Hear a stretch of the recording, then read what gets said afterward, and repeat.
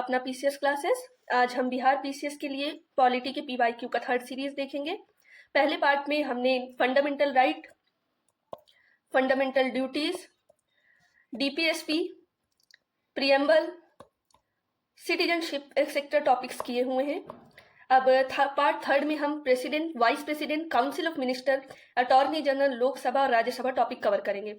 So let us begin. First question is that in India the president is elected by. India में president कैसे elect होता है? तो president के election का जो मैनर है इंडिया में वो है single transferable vote system and proportional representation system. ये दोनों यानी ऑप्शन होगा बोथ बी एंड सी। अब इसका एक्सप्लेनेशन देख लेते हैं कि आर्टिकल 54 और आर्टिकल 55 इलेक्शन ऑफ प्रेसिडेंट के बारे में बात करता है। ये 54 क्या कहता है कि इलेक्शन ऑफ प्रेसिडेंट जो होगा वो होगा एक इलेक्टोरल कोलाज से। अब ये इलेक्टोरल कोलाज क्या है तो एक्सप्लेनेशन में देखते हैं।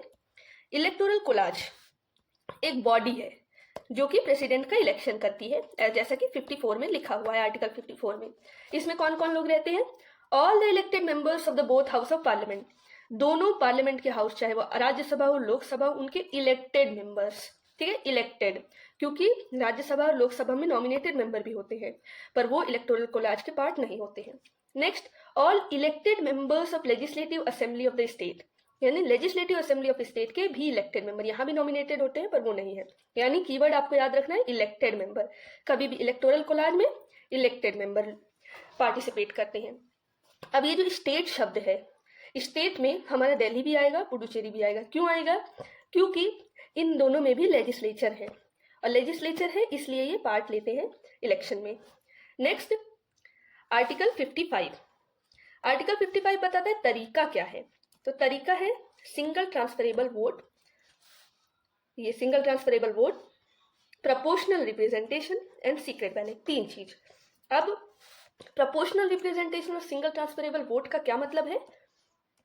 इसका मतलब है कि हर एक मेंबर जो इलेक्टोरल कोलाज का मेंबर है वो अपने सारे कैंडिडेट को प्रेफरेंस वाइज वोट देगा। यानी मान लीजिए कैंडिडेट नंबर 1, 2, 3 है तो हर एक मेंबर ये कहेगा कि हम 1 को पहले बनाना चाहते हैं। अगर इनकेस 1 नहीं बना तो सेकंड प्रेफरेंस हमारी है 2, इनकेस 2 नहीं बना तो 3। अब इसी तरीके सारे मेंबर अपनी प्रेफरेंस वाइज वोट देते हैं और जिस मेंबर का वोट सबसे कम होता है, मान लीजिए 3 का वोट सबसे कम है, तो इसको रेस से हटा के इसके जो सेकंड प्रेफरेंस के जो वोट है उसे इन दोनों कैंडिडेट में बांट दिया जाएगा। अब इन दोनों में देखा जाएगा कौन सबसे कम है, उसको हटा के उसके सेकंड प्रेफरेंस वाला वोट जो है दूसरे को ट्रांसफर करके उसका मेजॉरिटी है तो वो जीत जाता है। तो ये single transferable vote system, proportional vote system यही है। इसे हम इनडायरेक्ट मेथड कहते हैं क्योंकि इसमें डायरेक्टली जो पीपल है हमारे इंडिया के वो डायरेक्टली वोट नहीं करते बल्कि रिप्रेजेंटेटिव उनके वोट करते हैं। Next question, electoral collage for the election of president of India consist of. Electoral collage, president of India के इलेक्शन के लिए जो इलेक्टोरल कोलाज होता है उसमें कौन कौन लोग हैं हमने अभी बताया है। आर्टिकल नंबर 54 में इलेक्टोरल कोलाज के बारे में बताया गया है। तो इलेक्टोरल कोलाज में हमेशा इलेक्टेड मेंबर होंगे। देखिए, ऑल इलेक्टेड मेंबर, ठीक, राज्यसभा सही है क्योंकि हमारा लोकसभा प्लस राज्यसभा दोनों पार्टिसिपेट करती है। All the elected members of the Lok Sabha, ठीक, इलेक्टेड है, लोकसभा है, ये भी ठीक है। All the elected members of the legislative, all the members of the legislative assembly, यहाँ इलेक्टेड नहीं है, ये ऑप्शन तो बिल्कुल गलत है। All the elected member of both house of the parliament and elected member of state legislative assembly, option ये दोनों भी सही है लेकिन इसमें सारा इंक्लूड है, दोनों हाउस भी है और स्टेट लेजिस्लेटिव असेंबली है। So the correct answer is option number D. Next question, if there is any dispute regarding presidential election it can be referred to. अगर कभी भी प्रेसिडेंशियल इलेक्शन के रिलेटेड कोई डिस्प्यूट है वो कहाँ रिफर किया जाएगा? वो रिफर किया जाएगा सुप्रीम कोर्ट। आर्टिकल नंबर 71 हमें बताता है कि अगर कोई भी डिस्प्यूट हो तो हम सुप्रीम कोर्ट को रिफर करेंगे अगर वो प्रेसिडेंशियल इलेक्शन से रिलेटेड होगा। So the correct answer is option number C, article 71 C, explanation में दिया गया है। Next question, the president of India can be remove from his post by. India का प्रेसिडेंट उसे अपने पोस्ट से कैसे रिमूव किया जा सकता है? कौन रिमूव करेगा? बाई मतलब कौन रिमूव करेगा? तो ये रिमूव करेगा पार्लियामेंट। अब पार्लियामेंट क्यों हुआ? क्योंकि आर्टिकल 56(1)(b) में ये लिखा है कि प्रेसिडेंट को रिमूव किया जा सकता है ऑफिस से अपने इम्पीचमेंट के बेसिस, इम्पीचमेंट के द्वारा। इम्पीचमेंट का बेसिस क्या है? Violation of the constitution. ये आपको याद रखना है कि इम्पीचमेंट का जो बेसिस है वो वायलेशन ऑफ कॉन्स्टिट्यूशन है। अगर इसी तरह जज के इम्पीचमेंट का बेसिस देखेंगे तो वहां पे है proved misbehaviour and incapacity, misbehaviour और इनकैपेसिटी, इन दोनों बेसिस पे होता है। लेकिन जो प्रेसिडेंट का है वो वायलेशन ऑफ द कॉन्स्टिट्यूशन का होता है। और ये जो प्रोसेस ऑफ इम्पीचमेंट है ये कौन करती है? पार्लियामेंट करती है। कैसे? आर्टिकल 61 से। अब प्रोसेस क्या है? प्रोसेस ये है कि दोनों हाउस में से कोई भी हाउस चार्ज प्रीफर करती है, चार्ज प्रीफर करती है, और एक चार्ज प्रीफर करती है। ये चार्ज कैसे प्रीफर करेगी? जब तक एक 14 डेज का रेजोल्यूशन ना पास किया जा सके जिसमें 1/4 जो मेंबर्स हैं उन्होंने अपना समर्थन न दिया हो, और ये रेजोल्यूशन पास हो 2/3 of the total membership of house. अब एक हाउस से इतना पास हुआ, अब दूसरी हाउस इस चार्ज को इन्वेस्टिगेट करेगी, और इस इन्वेस्टिगेशन के दौरान प्रेसिडेंट को अपना हक में बोलने का अधिकार है। और इस इन्वेस्टिगेशन को अगर 2/3 ऑफ टोटल मेंबरशिप ने पास कर दिया तो प्रेसिडेंट इम्पीच हो जाएगा। ये है आर्टिकल 61 में इम्पीचमेंट का process. Next question, if the position of the president and vice president are vacant, who officiate the president of India. अब अगर प्रेसिडेंट भी नहीं है और वाइस प्रेसिडेंट भी नहीं है तो अब प्रेसिडेंट का जो रोल है वो कौन निभाएगा? तो वो निभाएगा the chief justice of India. ये कहीं भी कॉन्स्टिट्यूशन में नहीं लिखा है, ये लिखा है the president discharge of function act 1969 में। इसने कहा है कि अगर office of both president and vice president vacant है तो chief justice of India act करेगा प्रेसिडेंट की तरह, और अगर चीफ जस्टिस नहीं है तो कौन करेगा? सीनियर मोस्ट जज ऑफ सुप्रीम कोर्ट करेगा। ऐसा सिर्फ एक इंस्टेंस आया है जहां पे चीफ जस्टिस ने प्रेसिडेंट की तरह एक्ट किया है, वो हमारे चीफ जस्टिस से हिदायतुल्ला जी। वो हमारे प्रेसिडेंट बने थे कुछ समय के लिए जब प्रेसिडेंट और वाइस प्रेसिडेंट की कुर्सी वैकेंट थी। Next question, the Indian president is eligible for री election for how many times. Indian president कितनी बार री इलेक्शन कर सकता है? आर्टिकल 57 क्या कहता है? एलिजिबिलिटी से डील करता है। वो कहता है कि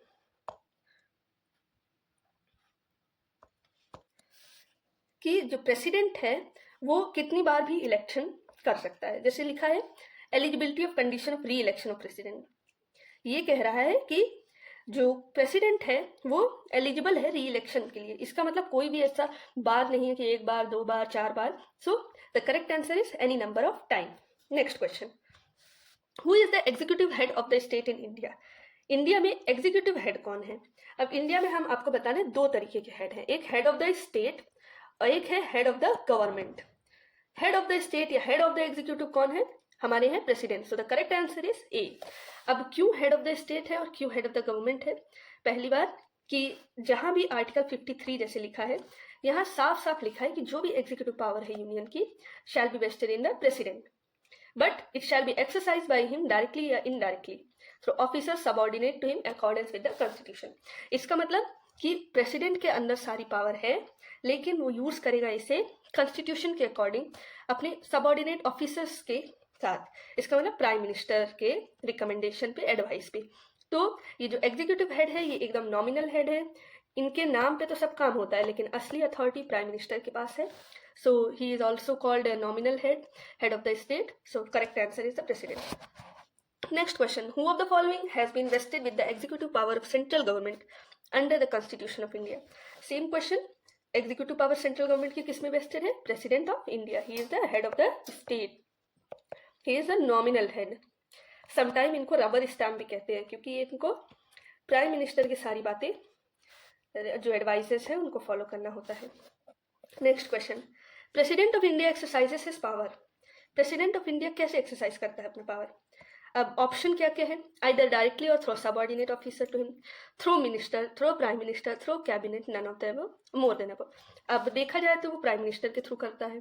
प्राइम मिनिस्टर के साथ कैबिनेट भी होती है, कैबिनेट में मिनिस्टर्स भी होते हैं, but these options are wrong. Why? Because this is mentioned in the constitution. तो जो कॉन्स्टिट्यूशन में मेंशन है हम उसको फॉलो करेंगे। देखिए आर्टिकल 52 क्या कहता है? There shall be president of India, एक प्रेसिडेंट होगा। आर्टिकल 53 क्या कहता है? Executive power of the president shall be vested in president, executive power of union shall be vested in president and shall be exercised by him either directly or through officer subordinate to him. यहाँ भी वही लिखा है, either directly or officer subordinate to him. So the correct answer is 1. Next question. The president is not part of the parliament, part of the parliament, part of parliament and sits in the parliament, can vote in the parliament, none of the above or more than above. Correct answer is option number B. It is the part of the parliament. President parliament का part होता है. Article 79 कहता है कि president जो parliament है उसमें होगा लोकसभा प्लस राज्यसभा और प्लस प्रेसिडेंट. सो प्रेसिडेंट पार्ट है, लेकिन प्रेसिडेंट कभी भी पार्लियामेंट पे सिट नहीं करता, ना ही वो मेंबर होता है. जैसे कि एक्सप्लेनेशन में हम देख सकते हैं. Under the constitution of India the parliament of India consist of president, council of state यानी राज्यसभा, हाउस ऑफ पीपल यानी लोकसभा. सो प्रेसिडेंट एक पार्ट है, इंटीग्रल पार्ट है पार्लियामेंट का, लेकिन ये मेंबर नहीं है किसी भी हाउस का, ना ही एक पार्लियामेंट में बैठता है. Next question. Indian constitution does not empower president with the right of. President को कौन सा राइट नहीं है कॉन्स्टिट्यूशन के हिसाब से? अपॉइंटमेंट ऑफ प्राइम मिनिस्टर, ये राइट है. आर्टिकल 74 में प्राइम मिनिस्टर को प्रेसिडेंट ही अपॉइंट करता है. Appointment of chief minister in state, states में चीफ मिनिस्टर को गवर्नर अपॉइंट करता है, तो ये पावर प्रेसिडेंट के पास नहीं है. आर्टिकल 164(1) कहता है chief minister is appointed by governor. So this right is not with president. So the correct answer is B. Next to option. Being the supreme commander of defence force, yes, president is the supreme commander of defence force. Next is executing emergency in any part of the country. कभी भी country में कहीं भी emergency होती है, proclamation कौन देता है? हमारा प्रेसिडेंट देते हैं. सो ये तीनों राइट्स है प्रेसिडेंट के पास. प्राइम मिनिस्टर अपॉइंट कर सकता है, सुप्रीम कमांडर है डिफेंस फोर्स का, इमरजेंसी एग्जीक्यूट कर सकता है, लेकिन चीफ मिनिस्टर नहीं अपॉइंट कर सकता. So the correct answer is option number B. Next question is the president of India does not have right to. फिर से क्वेश्चन आ गया कि प्रेसिडेंट के पास कौन सा राइट नहीं है. पार्डन देना, यस, प्रेसिडेंट के पास ये राइट है. आर्टिकल 72 में पार्डन के अलावा वो रेस्पाइट दे सकता है, रेमिशन दे सकता है, सस्पेंशन कर सकता है, कई सारे उसके पास राइट्स हैं. रिमूव ए जज of the supreme court. President कभी भी सुप्रीम कोर्ट के जज को खुद रिमूव नहीं कर सकता है. इसके लिए क्या चाहिए? इसके लिए है आर्टिकल 124 के प्रोसीजर. आर्टिकल 124 क्या कहता है कि ए जज of supreme court shall not be remove from his office. एक सुप्रीम कोर्ट के जज को तब तक उनके ऑफिस से नहीं निकाला जाएगा जब तक order of president is passed, president का ऑर्डर पास हो. लेकिन प्रेसिडेंट ऑर्डर ऐसे ही नहीं पास करेगा. दोनों हाउस ने एक एड्रेस पास किया है जिसका मेजॉरिटी क्या है? Majority of total membership of house and majority of not less than 2/3, यानी स्पेशल मेजॉरिटी से पास किया हो. और ये इम्पीचमेंट का प्रोसेस होता है जजेस के, और इसका ग्राउंड क्या है? प्रूव्ड मिसबिहेवियर और इनकैपेसिटी. 2 ग्राउंड है, प्रूव्ड मिसबिहेवियर और इनकैपेसिटी. जबकि जो प्रेसिडेंट का इम्पीचमेंट होता है उसका क्या ग्राउंड है? Violation of constitution. So this power is not of president, it is of the parliament. So correct answer is option B. Next is declare emergency. president emergency declare करता है, proclamation देता है. pass ordinance, कभी भी दोनों house session में ना हो, यानी बोथ हाउस सेशन में ना हो या one of the house session में ना हो, तो प्रेसिडेंट के पास ऑर्डिनेंस पास करने की पावर होती है. ऐसा आर्टिकल 123 में दिया गया है. Next question. The first president of independent India held from. हमारे फर्स्ट प्रेसिडेंट कौन थे? डॉक्टर राजेंद्र प्रसाद. ये कहाँ से थे? बिहार से. तो correct answer is option number C. Doctor Rajendra Prasad कहाँ बॉर्न हुए थे? He was born in Siwan district of Bihar. कहाँ पे? डिस्ट्रिक्ट क्या है? सिवान डिस्ट्रिक्ट है बिहार का. बिहार पीसीएस में ये भी आ सकता है. 3 दिसंबर 1884 में. So next question is who among the following to first receive Bharat Ratna. Bharat Ratna सबसे पहले किसने रिसीव किया? First receive. तो फर्स्ट कौन कौन रिसीव किया? 1954 में भारत रत्न शुरू हुआ. भारत रत्न क्या है? हाईएस्ट सिविलियन अवार्ड है. इससे बड़ा कोई अवार्ड नहीं है इंडिया में, और इसको पहले जीतने वाले हैं Chakravarti Rajagopalachari, doctor Sarvepalli Radhakrishnan and CV Raman.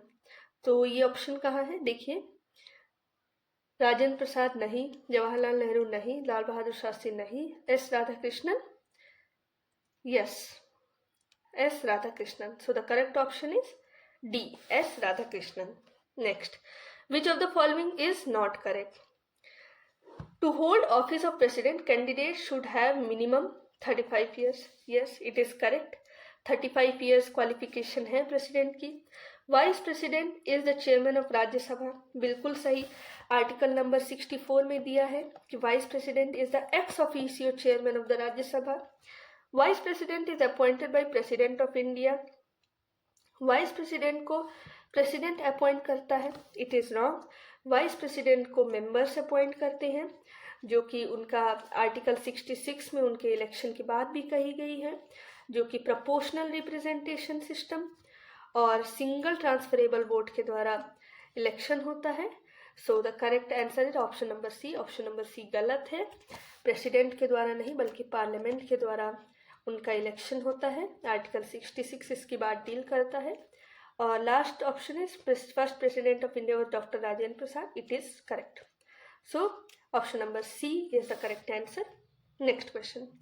What is the sequence number of miss Pratibha Patil as the president of republic of India? Pratibha Patil ji कौन से नंबर की प्रेसिडेंट थी हमारे यहाँ? तो she was 12th president of India. उनका कार्यकाल कब से कब तक था? 25 जुलाई 2007 टू 25 जुलाई 2012. ये first women president of India थी. अभी कौन है? द्रौपदी मुर्मू जी हमारी प्रेसिडेंट है. So the correct answer is option number C 12. Next question. A bill presented in parliament becomes an act after. कभी भी पार्लियामेंट में कोई बिल पास होता है तो एक्ट कब बनता है? तो सबसे पहले कभी भी कोई एक्ट बनता है तो एक बिल इंट्रोड्यूस किया जाता है. अब ये किसी भी हाउस में कर सकते हैं, चाहे राज्यसभा चाहे लोकसभा. फिर एक हाउस ने इसे पास किया तो ये जाता है नेक्स्ट हाउस के पास. नेक्स्ट हाउस जब इसे पास करता है तो ये जाता है प्रेसिडेंट के पास उनके एसेंट के लिए. और जिस दिन एसेंट मिलता है उस दिन ये बिल जो है एक्ट में बदल जाता है. सो ये कब एक्ट बनता है? ऑप्शन देखते हैं. It is pass by both of the house. नहीं, उसके बाद प्रेसिडेंट का एसेंट भी चाहिए. The president has given his assent. Yes, इस दिन बिल जो है एक्ट में कन्वर्ट हो जाता है. तो ऑप्शन नंबर बी. बाकी ऑप्शन देखते हैं. The president has signed this. Prime minister has signed this. Prime minister के सिग्नेचर का कोई रोल नहीं होता है. Supreme court has declare it to within competence of union parliament. Supreme court अपने आप कभी भी कॉम्पिटेंस डिक्लेयर नहीं करती है. जब कोई एक्ट या बिल किसी कॉन्स्टिट्यूशनल प्रोविजन के एकदम विपरीत है, वॉइड है, अनकॉन्स्टिट्यूशनल है, तब सुप्रीम कोर्ट उसकी कॉन्स्टिट्यूशनैलिटी चेक करती है. ऐसा नहीं है कि हर एक्ट आया तो उसकी कॉन्स्टिट्यूशनैलिटी सुप्रीम कोर्ट चेक करती है. So the correct answer is option number B. अब हमारा आ जाता है वाइस प्रेसिडेंट का topic. Who is the chairman of Rajya Sabha? President, vice president, prime minister, the speaker of the Lok Sabha. इसका करेक्ट आंसर है option number B, vice president. Article 64 में लिखा है कि vice president ex officio chairman होता है राज्यसभा का. Next question. Who is the ex officio chairman of Rajya Sabha? Same question. It is vice president. Article 64 में मेंशन्ड है. Electoral collage for the 16th vice presidential election of India for 2022 consist of how many member? अब देखिए, electoral collage की बात आई. जैसे कि president के electoral collage में कौन होते थे? इलेक्टेड मेंबर होते थे, पार्लियामेंट के भी प्लस स्टेट लेजिस्लेचर के भी. लेकिन जो वाइस प्रेसिडेंशियल इलेक्शन है उसके इलेक्टोरल कोलाज में प्रेसिडेंट के इलेक्शन से डिफरेंस होता है. क्या डिफरेंस होता है? जो वाइस प्रेसिडेंशियल इलेक्शन होता है उसके जो इलेक्टोरल कोलाज होते हैं उसमें होते हैं members of the both house of the parliament. Member both house के. यहाँ इलेक्टेड मेंबर वाला सिस्टम नहीं होता है. तो राज्यसभा में कितने मेंबर? 233. राज्यसभा के नॉमिनेटेड मेंबर 12. फिर लोकसभा के 543. इनको जोड़ के बनता है 788. तो इलेक्टोरल कोलाज में कितने मेंबर्स थे? 788. So the correct answer is option number B. Next. The serial number of mister Mohammad Ansari as vice president of India is? Mohammad Ansari कौन से नंबर के वाइस प्रेसिडेंट थे? He was 12th vice president of India. ठीक है। इनका office जो है 2007 में शुरू हुआ, 2012 में ये दोबारा रीइलेक्ट हुए। तो the correct option is option number C, 12th। ये हमारा वाइस प्रेसिडेंट का लिस्ट दिया गया है इंडिया के जो अभी तक हुए हैं, और इसमें हमारे सबसे पहले वाइस प्रेसिडेंट है डॉक्टर सर्वपल्ली राधाकृष्णन। अब इन्होंने ही जो है सबसे पहले भारत रत्न भी पाया था, जैसे कि हम पहले क्वेश्चन में देख चुके हैं। सो नेक्स्ट क्वेश्चन, अब हम काउंसिल ऑफ मिनिस्टर से रिलेटेड क्वेश्चन डील करेंगे। Question number 1, the council of minister in a state is collectively responsible to. किसी भी स्टेट में स्टेट के काउंसिल ऑफ मिनिस्टर कलेक्टिवली किससे रिस्पॉन्सिबल होते हैं? तो स्टेट के काउंसिल ऑफ मिनिस्टर हैं, इसलिए वो लेजिस्लेटिव असेंबली से रिस्पॉन्सिबल होंगे। अगर यही यूनियन के काउंसिल ऑफ मिनिस्टर होते तो वो लोकसभा से रिस्पॉन्सिबल होते। ध्यान रखने वाली बात है, सिर्फ लोकसभा से होते हैं, राज्यसभा से नहीं होते हैं। In the same way legislative assembly से होते हैं, काउंसिल से नहीं होते हैं। एक्सप्लेनेशन देख लेते हैं। आर्टिकल 164 बताता है कि वहाँ पे काउंसिल ऑफ मिनिस्टर होंगे। ये कहता है कि जो चीफ मिनिस्टर है उन्हें अपॉइंट करेगा गवर्नर, ठीक है, और other minister appointed by governor, कैसे? On the advice of chief minister. A minister shall hold office at the pleasure of the government, यानी कोई कभी भी गवर्नर चाहेगा तो उन्हें पद से हटा सकता है। आर्टिकल 164 क्लॉज 2 क्या कहता है कि ये कलेक्टिवली रिस्पॉन्सिबल होंगे। किसको? Legislative assembly of the state. Collective responsibility और इंडिविजुअल रिस्पॉन्सिबिलिटी, दो तरीके की रिस्पॉन्सिबिलिटी होती है। कलेक्टिव रिस्पॉन्सिबिलिटी मतलब ये जो काउंसिल ऑफ मिनिस्टर हैं ये एज अ बॉडी फंक्शन करते हैं, यानी अगर एक डिसीजन काउंसिल ऑफ मिनिस्टर ने लिया है तो उसकी जिम्मेदारी सारे काउंसिल ऑफ मिनिस्टर को है। ऐसा नहीं कि रोड वाले ने कह दिया कि भाई रोड ट्रांसपोर्ट से रिलेटेड मैंने एक डिसीजन लिया है, तो बाद में एग्रीकल्चर मिनिस्टर ने कह दिया नहीं भाई हमने तो सपोर्ट नहीं किया। नहीं, दे कहते हैं, एक कहावत है कि they swim and sink together. इसका मतलब कलेक्टिव रिस्पॉन्सिबिलिटी है, डूबेंगे भी साथ में, तैरेंगे भी साथ में। Next question, the prime minister of India is the head of the. Prime minister head किसका है? स्टेट गवर्नमेंट का, सेंट्रल गवर्नमेंट का, both state and central government का, none of them. Prime minister central government का head है। State government का head कौन है? चीफ मिनिस्टर है। बोथ का ऐसा नहीं है, दोनों का स्पेयर अलग है क्योंकि हमारे यहाँ फेडरल गवर्नमेंट है। So the correct option is option number B, central government. अब एक्सप्लेनेशन देख लेते हैं। आर्टिकल 74 कहता है एक काउंसिल ऑफ मिनिस्टर होगा जिसमें प्राइम मिनिस्टर हेड होगा, जो कि एड एंड एडवाइस करेगा प्रेसिडेंट को। तो जो प्राइम मिनिस्टर है हेड ऑफ द गवर्नमेंट है और president head of the state, जैसे कि हमने बताया ये नॉमिनल है और ये रियल एग्जीक्यूटिव है। Next question, the president of India is generally, the prime minister of India is generally, India का प्राइम मिनिस्टर जनरली क्या होता है? जनरली वो लोकसभा का मेंबर होता है, पर ऐसा कोई लिखा पढ़ा नहीं है कि लोकसभा का ही मेंबर होना चाहिए। ये राज्यसभा का भी मेंबर हो सकता है, जैसे कि हमारी इंदिरा गांधी जी फर्स्ट प्रेसिडेंट थी जो कि राज्यसभा से बिलोंग करती थी, लेकिन बाद में वो भी जो है लोकसभा की मेंबर बन गई थी। Next question, who is the head of national defence committee? National defence committee का हेड कौन है? तो नेशनल डिफेंस कमिटी का हेड है prime minister ji. Next question, the council of minister responsible to. जैसे कि हमने बताया कलेक्टिव रिस्पॉन्सिबिलिटी होती है काउंसिल ऑफ मिनिस्टर की, और ये रिस्पॉन्सिबिलिटी होती है हमारे पार्लियामेंट में। वैसे टेक्निकली देखा जाए तो ये लोकसभा को ही होती है, राज्यसभा को नहीं होती, पर सिंस हमारे पास कोई ऑप्शन ऐसा नहीं है तो हम पार्लियामेंट लगाएंगे। एक्सप्लेनेशन देखते हैं। The council of ministers collectively responsible to Lok Sabha. कभी भी ऑप्शन आए पार्लियामेंट और लोकसभा तो आपको लगाना है Lok Sabha. Minister of India is responsible to, option number A, cabinet, president, Lok Sabha, Rajya Sabha. So the fact is कि जो प्राइम मिनिस्टर होता है वो पार्ट किसका होता है? काउंसिल ऑफ मिनिस्टर का, उसका हेड होता है।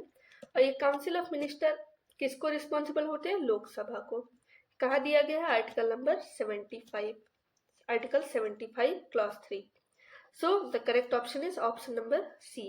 Next question, union council of minister is collectively responsible to. फिर वही क्वेश्चन आ गया, आर्टिकल 75 क्लॉज 3 कहता है कि जो काउंसिल ऑफ मिनिस्टर है वो कलेक्टिवली रिस्पॉन्सिबल होंगे किसे, हाउस ऑफ द पीपल को। सो the correct answer is the Lok Sabha. Parliament नहीं होगा क्योंकि राज्यसभा इसमें इंक्लूडेड है और राज्यसभा जो है उसके लिए जो है कलेक्टिव रिस्पॉन्सिबिलिटी नहीं है। क्यों नहीं है? क्योंकि राज्यसभा नहीं बल्कि लोकसभा पीपल्स के विल को रिप्रेजेंट करता है। Next question, in Indian polity the executive is subordinate to. Executive किसके सबऑर्डिनेट है? तो इंडियन पॉलिटी हमारा है parliamentary form of government. Parliamentary form of government क्या होता है? इसमें जो एग्जीक्यूटिव होते हैं और लेजिस्लेचर होते हैं, एग्जीक्यूटिव और लेजिस्लेचर ये दोनों आपस में इंटरडिपेंडेंट होते हैं। जो एग्जीक्यूटिव का पार्ट होता है वो लेजिस्लेचर का भी पार्ट होता है, लेकिन जो एग्जीक्यूटिव होती है वो हमेशा लेजिस्लेचर के सबऑर्डिनेट होती है, उसे आंसरेबल होती है। जैसे कि कलेक्टिव रिस्पॉन्सिबिलिटी हो गया, इंडिविजुअल रिस्पॉन्सिबिलिटी भी मिनिस्टर्स की होती है to the house of the people. So executive किसके सबऑर्डिनेट है? लेजिस्लेचर के, इलेक्शन कमीशन के नहीं, यूपीएससी के नहीं, जुडिशरी के नहीं। Okay, next question, the word मंत्रिमंडल cabinet is mentioned only once in the constitution, that is in. जो कॉन्स्टिट्यूशन में कैबिनेट शब्द का इस्तेमाल सिर्फ एक जगह हुआ है, वो कहाँ है? आर्टिकल 352। आर्टिकल 352 हमारा नेशनल इमरजेंसी की बात करता है। उसमें लिखा गया है कि नेशनल इमरजेंसी तब तक डिक्लेयर नहीं होगी जब तक राइटिंग में कैबिनेट ने प्रेसिडेंट को कहा नहीं है। इसके अलावा कैबिनेट शब्द का प्रयोग कहीं नहीं हुआ है, बल्कि उसकी जगह इस्तेमाल हुआ है काउंसिल ऑफ मिनिस्टर शब्द का इस्तेमाल, council of minister. Next question, who is the highest civil service officer of the central government. Central government का हाईएस्ट सिविल सर्विस ऑफिसर कौन है? वो है कैबिनेट सेक्रेटरी। करेक्ट ऑप्शन है ऑप्शन नंबर बी। एक्सप्लेनेशन देखते हैं। द काउंसिल ऑफ मिनिस्टर हम अक्सर मिलते नहीं हैं, वो बहुत सारे मिनिस्टर होते हैं जो कि बहुत कम मिलते हैं। तो इसका जो इनर बॉडी क्या है वो है कैबिनेट।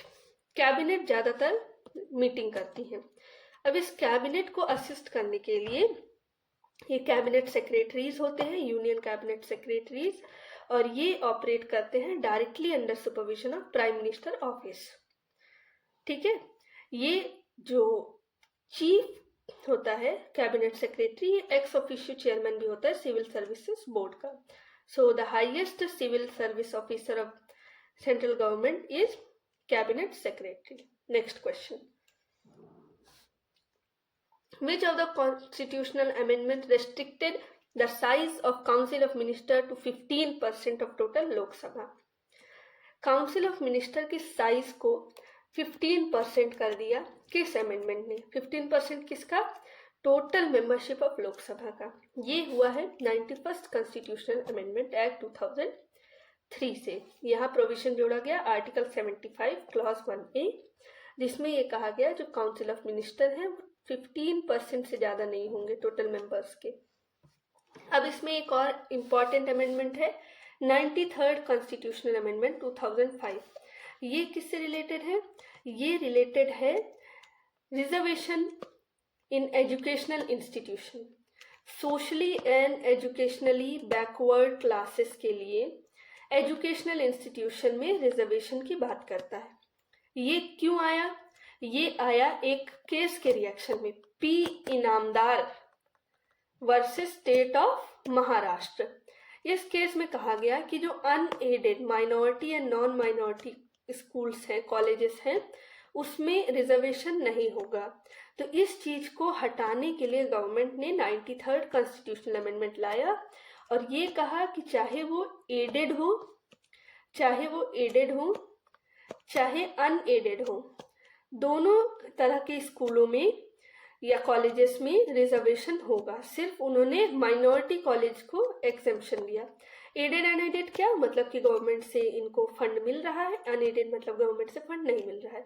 कहीं भी है रिजर्वेशन है, किसके लिए? Socially and educationally backward classes के लिए।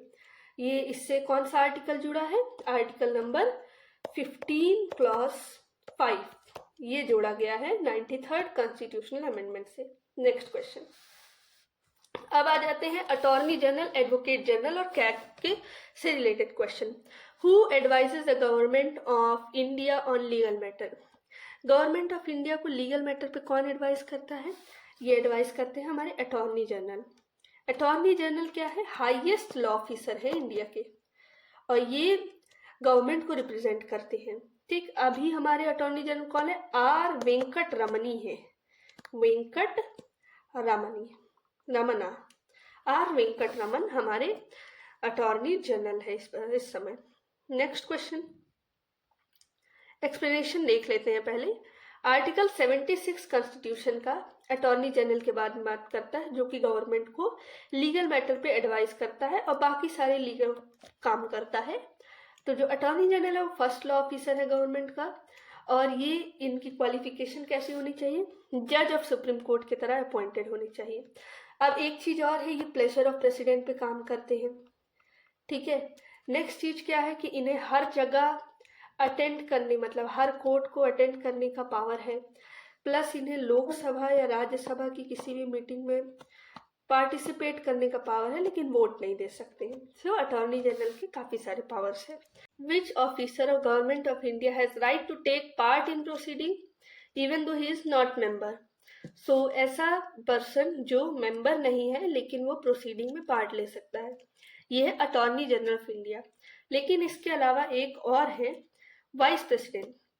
आर्टिकल 66 में लिखा है कि वाइस प्रेसिडेंट किसी भी हाउस के मेंबर नहीं हो सकते, और इन केस अपने इलेक्शन के समय पे वो किसी हाउस के मेंबर है तो उनकी वो मेंबरशिप सीज कर जाएगी। सो वाइस प्रेसिडेंट भी मेंबर नहीं है, लेकिन वो राज्यसभा के एक्स ऑफिशियो चेयरमैन है, वो राज्यसभा में पार्टिसिपेट करते हैं। प्लस अटॉर्नी जनरल को तो ये राइट है कि वो पार्टिसिपेट कर सकता है प्रोसीडिंग में। ये राइट कहाँ दिया गया है? ये राइट दिया गया है आर्टिकल 88 में, आर्टिकल नंबर 88 में दिया गया अटॉर्नी जनरल का राइट। सो ये दोनों ऑप्शन हो सकते हैं, इसीलिए हम लगाएंगे नन ऑफ द अबव या more than one of the above. Option number E is the correct answer. Explanation है, the attorney general of India can participate in any proceeding as a non member. Non member की तरह वो participate कर सकता है, लेकिन उन्हें vote देने का अधिकार नहीं है, वो सिर्फ पार्टिसिपेट कर सकते हैं। और वाइस प्रेसिडेंट, जैसे कि हमने बता दिया है कि वो आंसर हो सकता है क्योंकि वो चेयरमैन है राज्यसभा के और एक्स ऑफिशियो चेयरमैन है राज्यसभा के। सो इस समय वो पार्ट ऑफ द हाउस होते हैं और हाउस के बारे में, हाउस के कॉन्टेक्स्ट में बोल भी सकते हैं। तो पार्टिसिपेशन में बहुत attorney general and vice president दोनों होंगे। लेकिन देखिए ये बात है कि वाइस प्रेसिडेंट सिर्फ राज्यसभा में पार्टिसिपेट कर सकते हैं, लेकिन अटॉर्नी जनरल दोनों पार्लियामेंट में पार्टिसिपेट कर सकते हैं। Next question, as a non member who can participate in proceeding of either house. इसका करेक्ट ऑप्शन है option number A and C, जैसे कि हमने पहले भी एक्सप्लेन किया है। वाइस प्रेसिडेंट राज्यसभा में, attorney general both Lok Sabha plus Rajya Sabha में पार्टिसिपेट कर सकता है, भले ही वो नॉन मेंबर हो। Next question, who advises the state government on legal matter. State government को कौन लीगल मैटर पे एडवाइस करता है? तो स्टेट गवर्नमेंट को एडवाइस करने वाले होंगे हमारे एडवोकेट जनरल। स्टेट के लेवल पे एडवोकेट जनरल होते हैं, आर्टिकल 165 इसके बारे में बात करता है। यूनियन के लेवल पे अटॉर्नी जनरल होते हैं। अटॉर्नी जनरल के नीचे एक पोस्ट होती है सॉलिसिटर जनरल। ये पोस्ट कोई कॉन्स्टिट्यूशनल पोस्ट नहीं है, बल्कि ये किसी एक्ट में दिया गया है। सो कॉन्स्टिट्यूशनल पोस्ट यही दोनों है। Correct option is option number B. Explanation देखते हैं, लिखा है आर्टिकल 165 में, it shall be the duty of advocate general. Advocate general की ड्यूटी होगी क्या? To advise government of state upon legal matter. State के गवर्नमेंट को लीगल मैटर पे एडवाइस करे। कौन करेगा ये अपॉइंटमेंट? अपॉइंटमेंट करेगा गवर्नर। किसे करेगा? जिसकी क्वालिफिकेशन हो एज ए जज ऑफ हाई कोर्ट।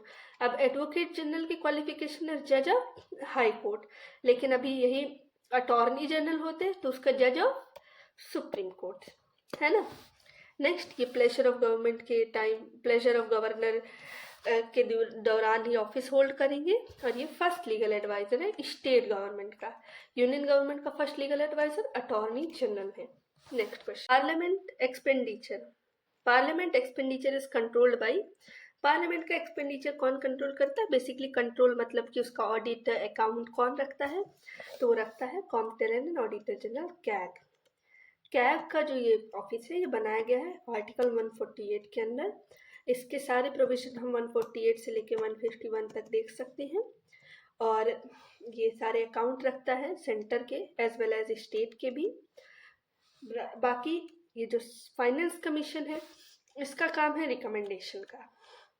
ये सेंटर और स्टेट में कैसे जो है रेवेन्यूज का डिवीजन होगा, कंसोलिडेटेड फंड को कैसे ऑगमेंट करते हैं, इन सारे रिलेटेड वो एडवाइजेस देता है।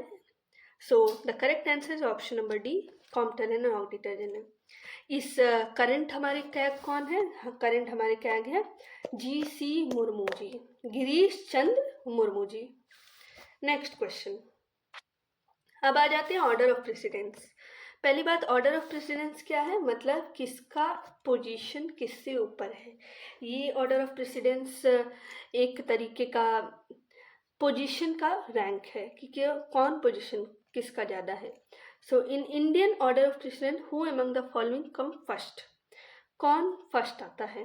देखिए, चेयरमैन है यूपीएससी का, चीफ इलेक्शन कमिश्नर है, कैग है, chief justice of high court है, नन ऑफ देम। अब देखिए ऑर्डर ऑफ प्रेसिडेंस, इन चेयरमैन ऑफ यूपीएससी का 9A पे है, चीफ इलेक्शन कमिश्नर का भी 9A पे है, कैग का 9A पे है और chief justice of high court का 14 पे है।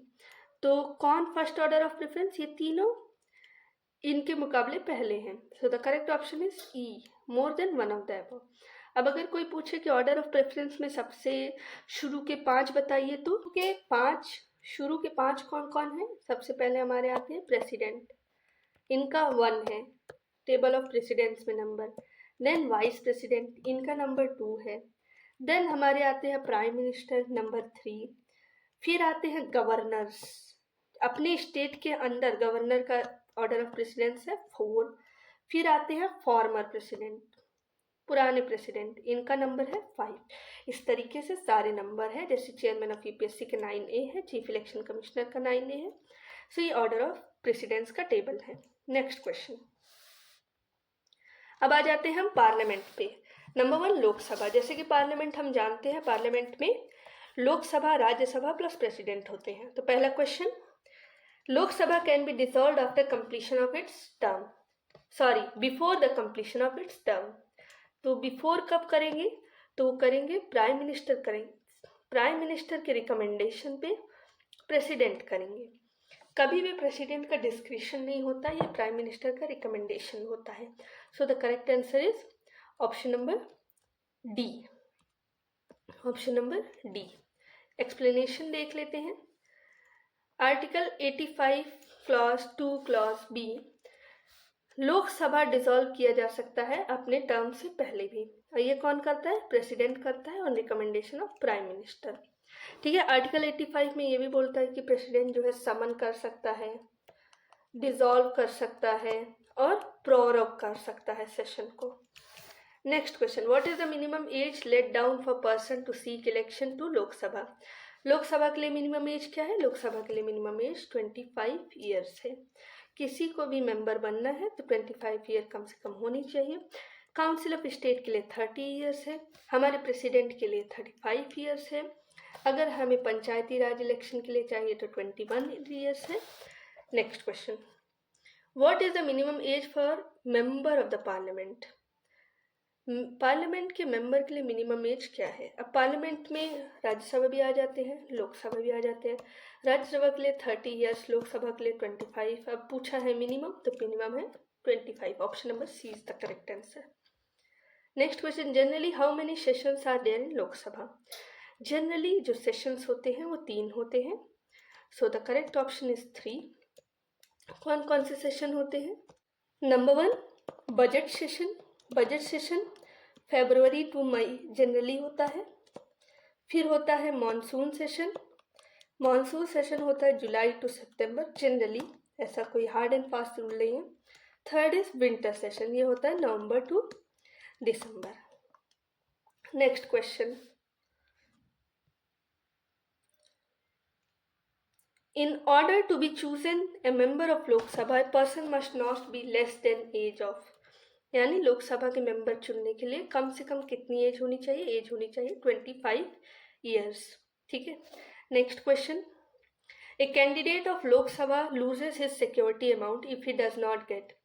अगर एक कैंडिडेट है लोकसभा के इलेक्शन लड़ रहा है, उसे कितने वोट नहीं मिलेंगे तब उसकी सिक्योरिटी अमाउंट जब्त हो जाएगी। ये है option number D, none of the above. क्यों? क्योंकि 1/6 वोट नहीं मिलते हैं तब जाके उसकी सिक्योरिटी लूज होती है। 1/6 कोई ऑप्शन नहीं है, इसलिए none of the above, option number D is the correct answer. Next question. The state-wise allocation of seat in Lok Sabha is based on 1971 census. Up to which year does this remain intact? जो Lok Sabha and Rajya Sabha में states का जो representation है वो एक census के द्वारा determine किया गया, वो 1971 का सेंसस है। और ये प्रोविज़न है कि हर सेंसस के बाद एक डेलिमिटेशन हो। डेलिमिटेशन मतलब सारे राज्यों के सीट्स का एडजस्टमेंट हो और उसके हिसाब से लोगों का मतलब स्टेट्स का रिप्रेजेंटेशन हो। पर article 81 as well as article 82 में ये अमेंडमेंट किया गया 84 कॉन्स्टिट्यूशनल अमेंडमेंट से कि जो 1971 के बेसिस पे एलोकेशन है वो 2026 तक वैसे ही रहे, यानी 2026 के बाद ये एलोकेशन चेंज होगा। So the correct answer is option number B. Explanation पढ़ते हैं। 84th कॉन्स्टिट्यूशनल अमेंडमेंट एक्ट, ये देखिए 84th कॉन्स्टिट्यूशनल अमेंडमेंट एक्ट ने 81 का प्रोविजन बदला, साथ ही साथ 82 का प्रोविजन बदला और उन्होंने कहा कि 2000 तक ये फ्रीज था, लेकिन उसे अब बदल के 2026 तक कर दिया।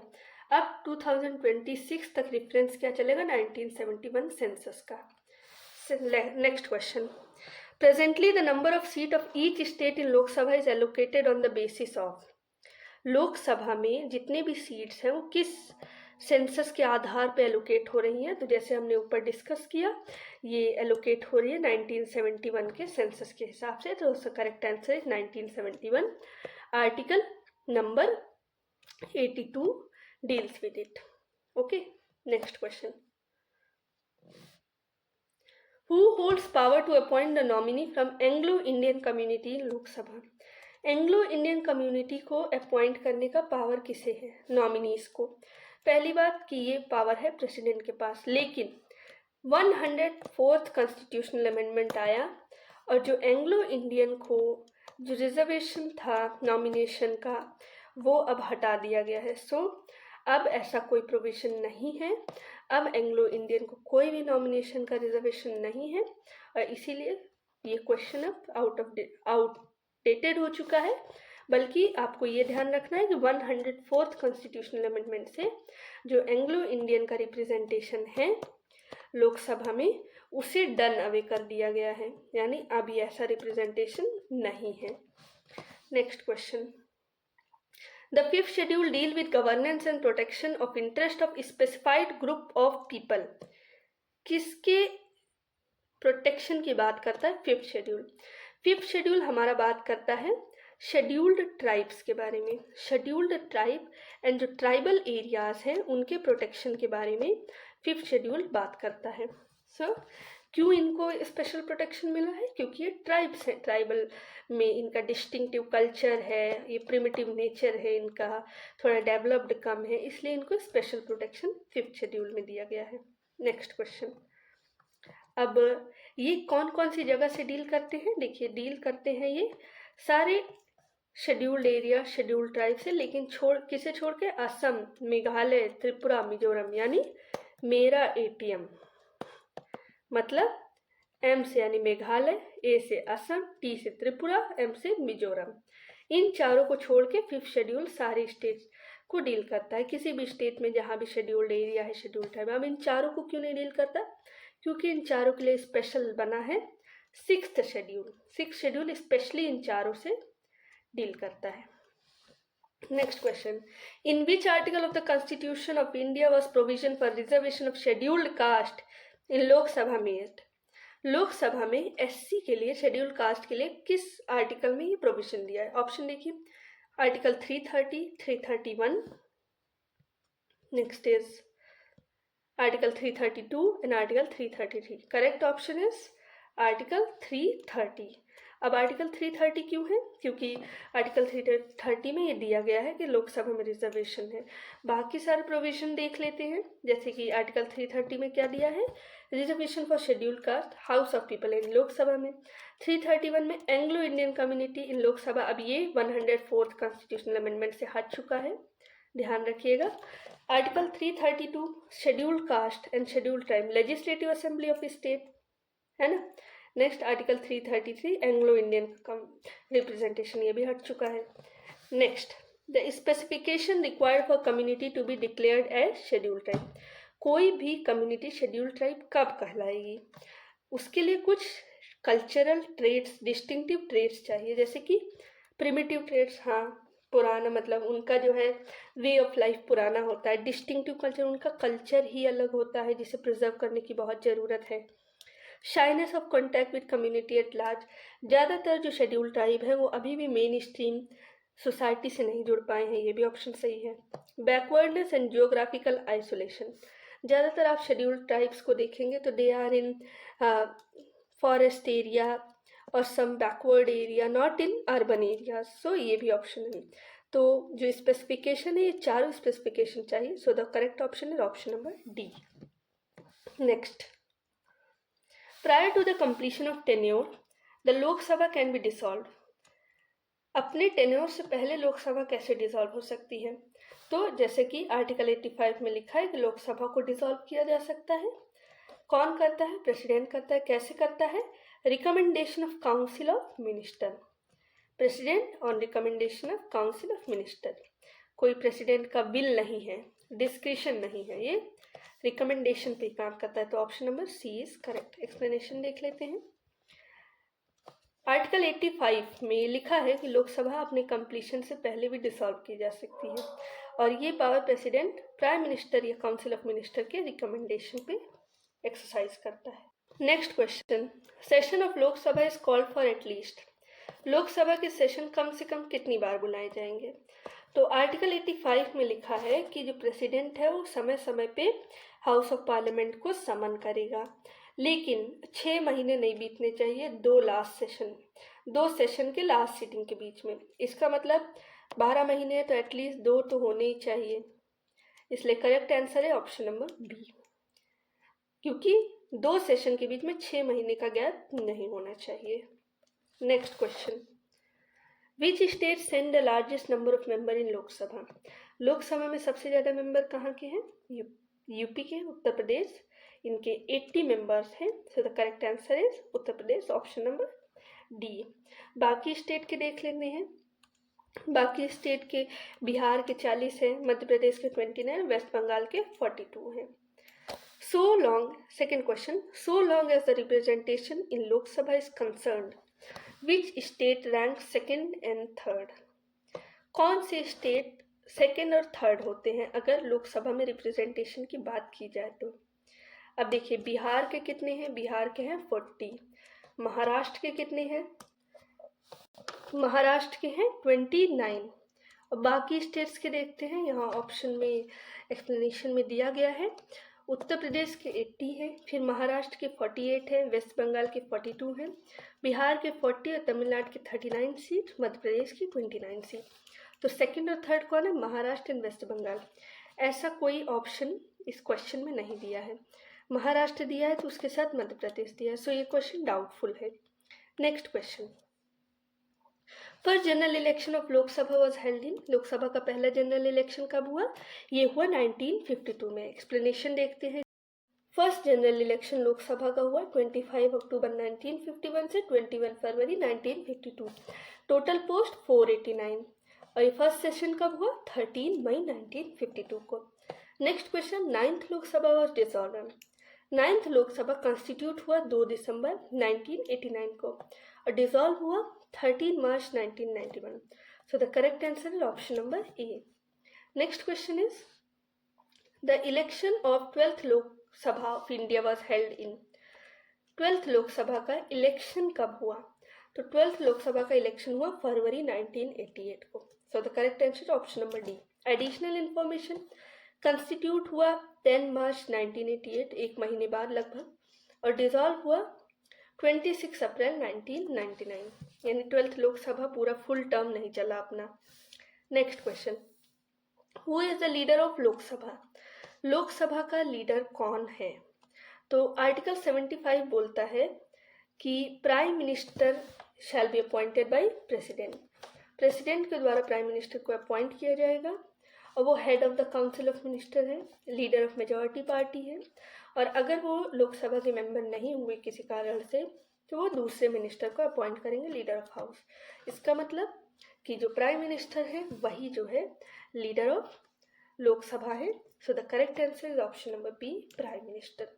Next question, a seat of MP can be declared vacant if he absent himself from house for continuous period of, अगर कोई MP 60 days तक सेशन में ना आए विदाउट असाइनिंग एनी रीजन तो उसकी सीट वैकेंट मानी जाती है, आर्टिकल 101 कहता है। So the correct answer is option number B. Explanation देखते हैं। आर्टिकल नंबर 101 कहता है कि अगर 60 डेज तक कोई भी मेंबर, चाहे राज्यसभा का हो चाहे लोकसभा का, इधर हाउस, विदाउट परमिशन एब्सेंट होता है मीटिंग से तो उसकी सीट वैकेंट कह दी जाएगी। लेकिन अगर 4 दिन से ज़्यादा हाउस प्रोरग या एडजर्न होता है तो उस समय को 60 डेज कैलकुलेट करने में नहीं लिया जाएगा।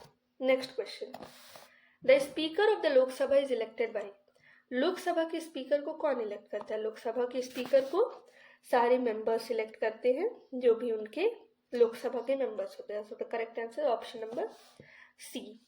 Present Lok Sabha deputy speaker is, इस समय हमारे यहाँ कोई भी डेप्यूटी स्पीकर नहीं है। सो ये क्वेश्चन पुराना है, पर अगर अभी आ जाता है तो नो डेप्यूटी स्पीकर, अभी कोई डेप्यूटी स्पीकर नहीं है। Next question, the attorney general of India is appointed by, जैसा कि अटॉर्नी जनरल पता है ही is the highest law officer of union, जो कि सेंटर की सारी मदद करता है लीगल मैटर्स में। इसे अपॉइंट कौन करते हैं? इसे अपॉइंट करते हैं हमारे प्रेसिडेंट, आर्टिकल 76 में दिया गया है। एक्सप्लेनेशन देखते हैं।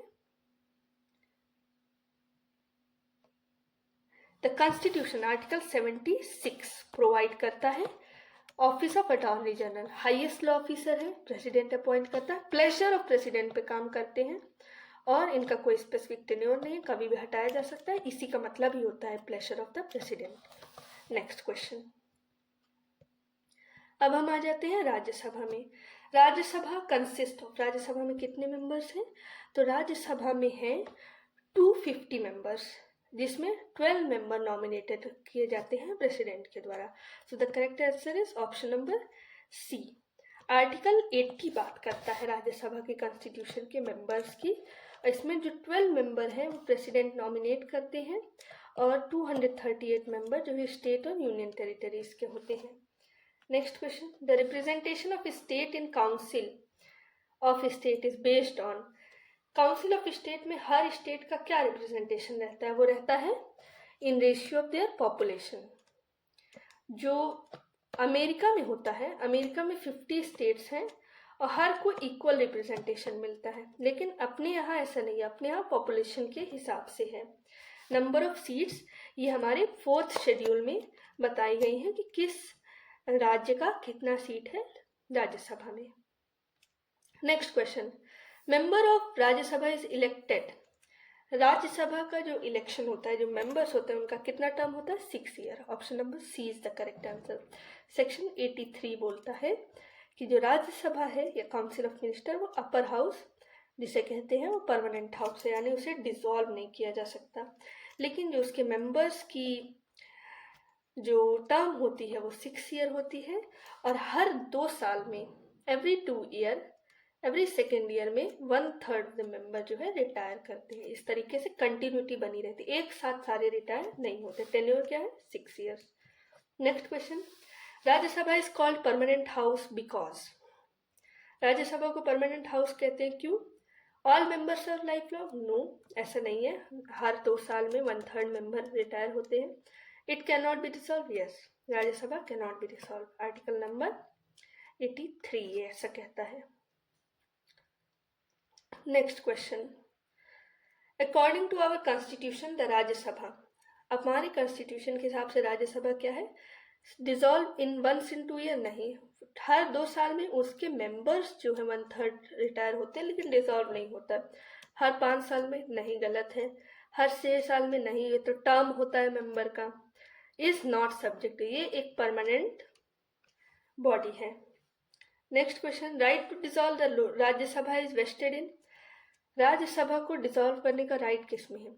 राज्यसभा कभी डिसॉल्व होती ही नहीं, तो राइट कहाँ होगा? So option is D, none of the above. The number of members nominated by president in Rajya Sabha, president Rajya Sabha में कितने मेंबर्स नॉमिनेट करता है? नॉमिनेट करता है 12। Correct answer option number C. किस एरिया में करता है? आर्टिकल 80 बताता है, लिटरेचर, साइंस, आर्ट और सोशल सर्विस, 4 एरिया है, literature, science, art and social service. In which house is the presiding officer not a member of that house, ऐसा कौन सा हाउस है जिसके प्रिसाइडिंग ऑफिसर मेंबर नहीं होते?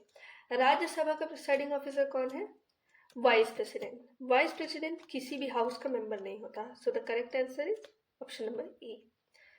Explanation, the presiding officer of Rajya Sabha कौन है? Vice president, he is not member of house. ये इलेक्टोरल कोलाज के द्वारा अपॉइंट होते हैं। अब देखिए इलेक्टोरल कोलाज क्या है, इसमें मेंबर्स किसके? Both house of the parliament.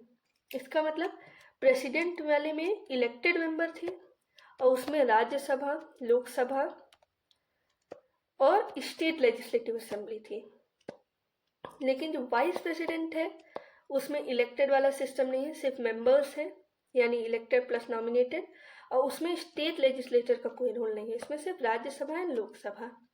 ये इलेक्टोरल कोलाज में डिफरेंस है प्रेसिडेंट और वाइस प्रेसिडेंट में। Next question, the representation in Rajya Sabha include, Rajya Sabha में रिप्रेजेंटेशन कैसे होता है? Members nominated by president of India, members directly elected by citizen, members indirectly elected by citizens, so they are representative more than one of the above. Rajya Sabha में होते हैं 250 member, जिसमें 238 होते हैं इनडायरेक्ट इलेक्शन के द्वारा स्टेट भेजते हैं, और 12 होते हैं मेंबर्स जो कि नॉमिनेटेड होते हैं प्रेसिडेंट के द्वारा। सो 238 मेंबर स्टेट एंड यूटीज को रिप्रेजेंट करते, 12 मेंबर नॉमिनेट किए जाते हैं। So the correct answer is option number D, यानी ए भी ऑप्शन सही है और सी भी ऑप्शन सही है। सो फ्रेंड्स, हमने राज्यसभा तक के क्वेश्चंस को कवर कर लिया है।